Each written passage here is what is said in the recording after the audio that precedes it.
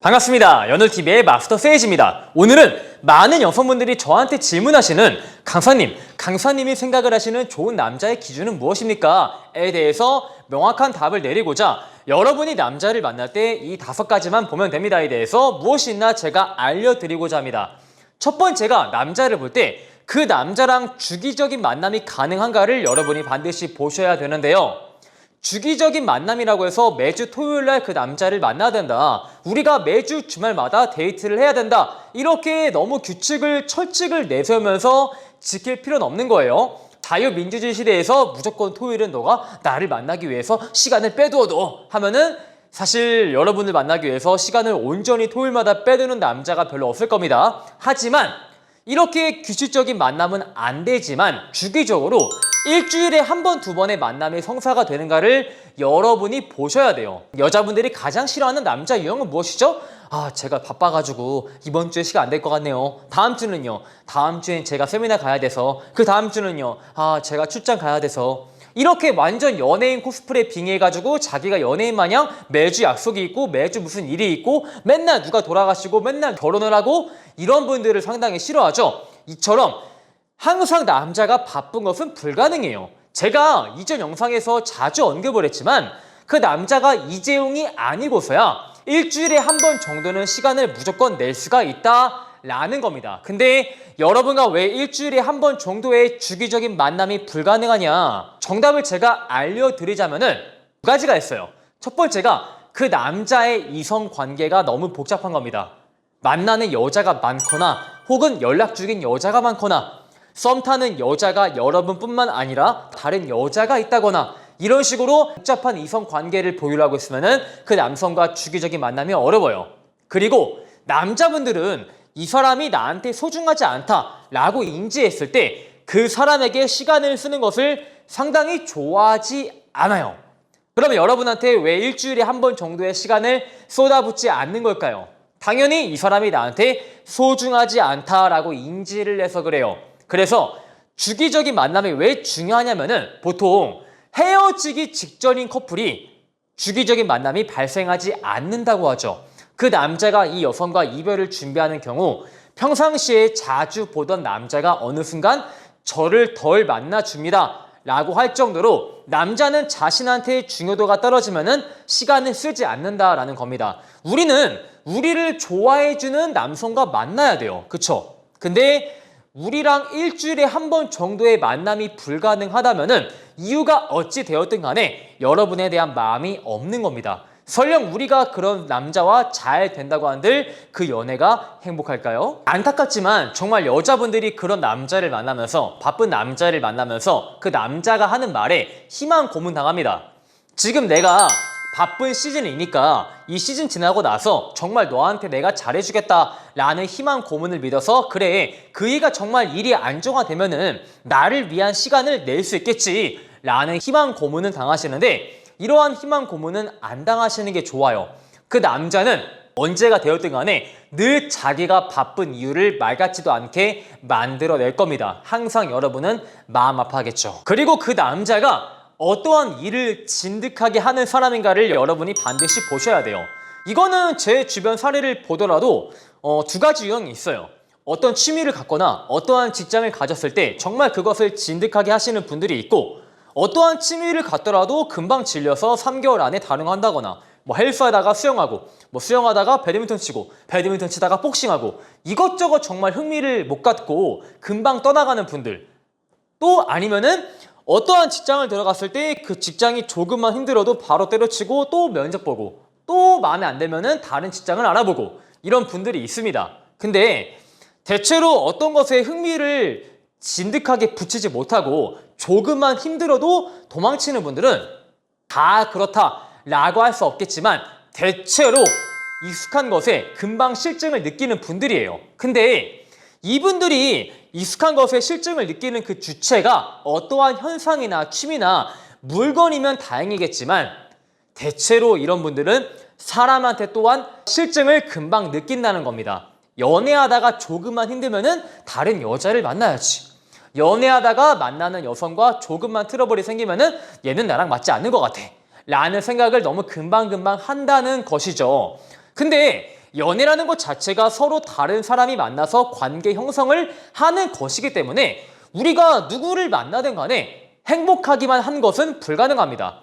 행복하겠지만 때로는 싸우기도 하고, 행복하겠지만 때로는 그 사람과 감정적 트러블이 발생을 하기도 하고, 정말 이 사람이랑 나랑 잘 맞는다 라고 생각을 했지만 어떠한 포인트에 이 사람은 나랑 맞지 않는다 라는 생각을 충분히 할 수 있는 것이죠. 왜? 서로 다른 사람이 만났기 때문에. 근데 내가 이 사람과 맞지 않는다, 다른 사람이다 라고 인지했을 때 대체로 멀쩡한 사람들은 그 현상을 해결을 하려고 하죠. 근데 이분들은 거기서 해결보다는 도피를 택한다는 거예요. 이 사람이 나랑 맞지 않으니까 내가 다른 사람 만나봐야겠다. 이렇게 위험한 발상을 하기에 여러분의 오랜 연애를 보장할 수가 없다라는 겁니다. 그래서 그 사람이 어떠한 일이나 어떠한 취미를 가졌을 때 그것을 정말 진득하게 하는 사람인가를 여러분이 보셨으면 좋겠네요. 세 번째가 이 사람이 평소에 고마움을 표현할 줄 아는 사람인가를 반드시 보셔야 되는데, 이거는 저한테 왔던 회원분이 이러한 사례를 저한테 말씀하시더라고요.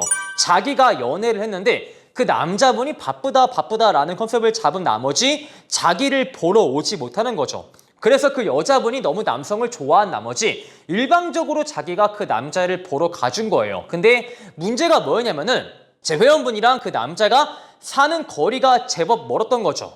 1시간 반 걸리는 거리인데 그 여자분이 데이트를 하기 위해서 매번 가준 거예요. 그리고 남자가 바쁘다고 하니까 그 남자가 편한 날짜, 그리고 그 남자가 편한 시간대에 데이트를 일방적으로 맞춰준 겁니다. 근데 여기서 제 회원분이 백수인가요? 아니요.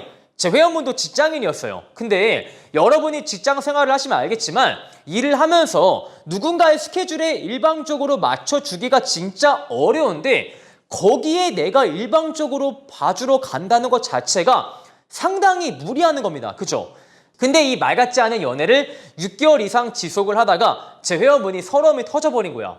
그래서 남자친구한테 자신의 서운한 점을 다 말해버린 거죠. 어떻게 말을 했냐면은 자기야, 정말 자기는 나를 좋아하긴 해? 내가 자기를 만나면서 내가 자기한테 정말 일방적으로 희생하는 것 같아. 남자분이 이렇게 물어보더래요. 너가 나를 위해서 어떤 걸 희생했는데? 내가 맨날 자기 보러 와주고 자기 편한 시간대에 맞춰주고 편한 날짜에 맞춰주고 있는데 이게 희생이 아니고 뭐야? 근데 그 남자분이 적반하장으로 이렇게 말을 하더래요. 자기야, 좋아하는 사람 보러 와주는 게 어떻게 희생이야? 좋아하는 사람 만나기 위해서 시간 맞추는 게 왜 희생이야? 자기가 나를 좋아하니까 이렇게 보러 온 거지. 지금까지 그거를 희생이라 인지한 거야? 약간 소름인데? 이렇게 남자가 적반하장으로 말을 하더래요. 그 남자가 그 상황에서 자신의 입장을 변호하기 위해서 그런 말을 했는지 아니면 평소에 그런 생각을 하고 사는 사람인지 모르겠지만 이 상황에서 절대 그 여성분에게 할 말은 아니라는 것이죠. 이처럼 정말 평상시에 내가 받는 것을 당연하다라고 인지를 하고 사는 사람이 있어요.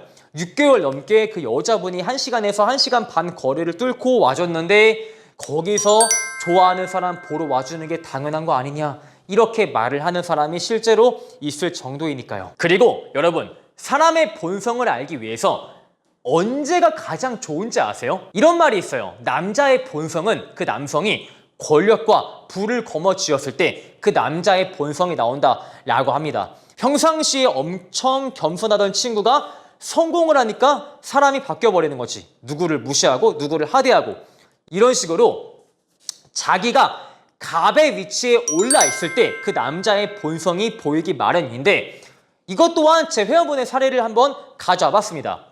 자기를 일방적으로 좋아해주는 남자가 있었대요. 처음엔 그 남자한테 마음이 가지 않았지만 그 남자가 너무 일편단심으로 구애하니까 어느 순간 그 남자한테 마음이 갔고 연애를 했습니다. 연애를 2달 정도 지속을 하다가 그 남성분이 우리 바다가 보이는 호텔에 가서 힐링하고 오자 라고 말을 해서 좋다고 했대요. 그래서 이 여행을 갈 때까지 정말 내가 남자를 잘 만났다라고 생각을 한 거죠.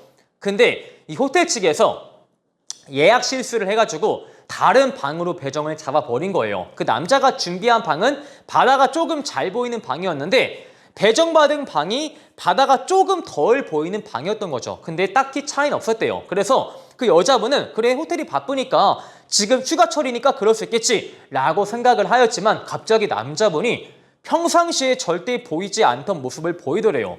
뭐 하시는 거예요? 일 똑바로 안 하세요? 아, 여기가 유명한 호텔인데 제가 리뷰 한번 테러 한번 해드릴까요? 당장 여기로 해주세요. 고객님, 여기가 예약이 안 되는데요. 그럼 어떡하라고요? 제가 한 달 전에 간 건데 여기 없으면은 이자서 말하면 전 뭐가 됩니까? 당장 해주세요. 안 그러면 저 여기 리뷰 테러 할 거예요. 이렇게 말을 하더래요. 이 상황에서 남자가 고객이고 실수한 건 호텔이니까 남자가 갑의 위치에 올라 있는 거죠. 순간 그 호텔 직원들을 하대하고 무시하는 게 그 남자의 본성이 완전히 보이는 거예요. 근데 왜 그 여자분한테는 그러지 않았을까요? 제가 말했죠. 일방적으로 그 남자가 좋아했다고. 여기서 여자분이 갑이고 남자가 을이기에 그 남자의 본성이 보이지 않았을 뿐, 숨겨져 가려져 있었을 뿐, 원래 남자의 본성은 자신보다 을에 있는 사람을 대할 때 보인다, 이 말이에요. 호텔 사람들을 하대하고 무시하고 막말을 하고 나중에 이 여성분과 연애 기간이 길어지면서 자기가 어느 순간 갑의 위치에 올랐다 하면은 분명히 만나는 여자한테 또한 그러한 행동을 안 할 거란 보장이 없거든요. 그리고 연애는 서로 닮아간다, 우리가 표현을 하기도 해요. 여러분, 맹모 삼천지교라고 해서 맹자의 어머니가 맹자의 교육을 위해서 이사를 3번 갔다 라는 말이 있죠. 이처럼 내 주변에 누가 있냐, 나한테 어떠한 환경이 조성이 되어 있는가가 매우 중요합니다. 저는 가장 좋은 남자가 나를 좋은 여자로 바꿔주는, 나를 좋은 여자로서 변화를 거듭하게 해주는 남자가 정말 좋은 남자라고 제가 생각을 합니다. 그래서 이런 말이 있죠. 운동을 정말 좋아하는 남성과 연애를 하다 보면은 내가 평상시에 운동에 대해서 1도 관심이 없었지만 남자친구가 그렇게 운동을 사랑하는 모습 보고 나서 나도 한번 운동해볼까? 라는 생각을 한다고 합니다. 평소에 식단 관리를 정말 철저하게 하는 남자를 만나다 보면은 나 또한 건강을 위해서 한번 음식 관리해볼까? 라는 생각을 하듯이 여러분한테 긍정적인 변화를 주는 남자가 정말 좋다고 봐요. 그런 남자가 정말 인생을 열정적으로 산다거나 아니면 자기 일에 대해서 남다른 확고한 신념이 있다거나 여러분이 그거 보면서 나 또한 일을 사랑해야겠다, 나 또한 자기 관리를 열심히 하겠다, 이렇게 긍정적인 변화가 올 테죠. 그래서 그 남자의 라이프 스타일이 나한테 어떠한 영향력을 행사할 것인가를 여러분이 연애 전에 보시면 매우 좋습니다. 자, 이렇게 해서 오늘은 좋은 남자를 판별하기 위해서 여러분이 남자를 만날 때 이 5가지를 볼 것, 이렇게 제가 알려드렸습니다.